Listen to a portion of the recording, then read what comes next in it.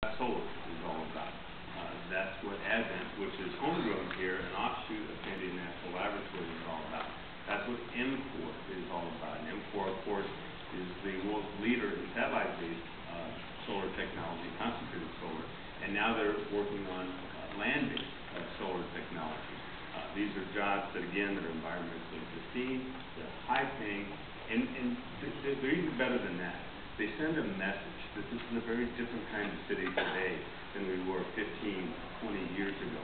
And that attracts others to come in just because of the business environment. There's another area that we haven't fully exploited in the area of green jobs, and that is the gray matter that we have. You see these new technology startup companies coming down quickly now because we have so many PhDs here. They can actually find a productive workforce. Richard Romero? You know, we should be the center for the green economy.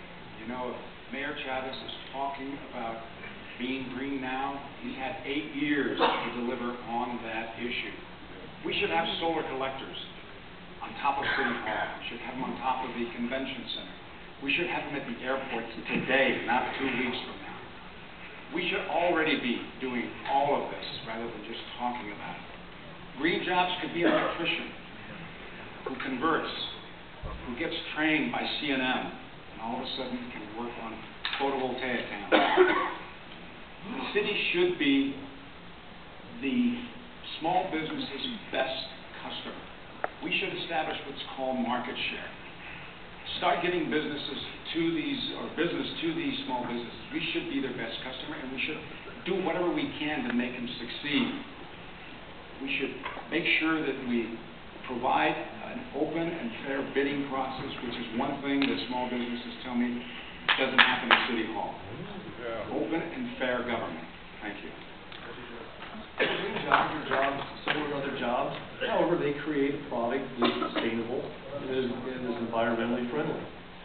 In the legislature, I've been proud to support incentives for green jobs. I've been proud to vote for green jobs training, tax credits, and such. That wasn't the question as far as the incentives go, but that's important. I think incentivization is important. But the way that we're going to attract more green jobs to Albuquerque is the same way we're going to attract any jobs to Albuquerque. And that is to create a business-friendly environment. Create an environment where people want to risk their capital in our city to create jobs. You do that through reasonable regulations. You do that through keeping taxes low. You do that through extending a hand, rolling out the red carpet for businesses both small and large. We need to diversify our economy in Albuquerque. Green jobs are one way to do that, but we need to be careful. That's not the panacea. That is not the only way to do it. We should attract green jobs and build that sector, absolutely. But we need to ramp up our private sector to match our wonderful government sector here. Use the intellectual property that we have in Albuquerque with Sandia Labs and Pearland Air Force Base, and combine all these things together to create an environment where not just green jobs are fostered in Albuquerque, but all jobs. 30 seconds to Martin Chavez. Last year, the EPA recognized Albuquerque as the single best city in America addressing climate change. The year before, the United States Conference of Mayors, in their inaugural award on the same topic, recognized Albuquerque as the single best city in America.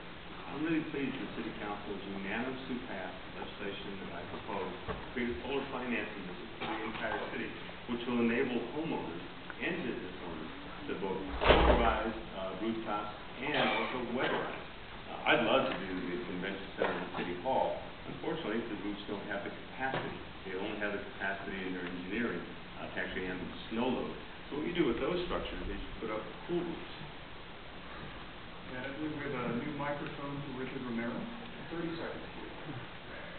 Good, thank you. Can you hear me? Yeah. Okay, thank you.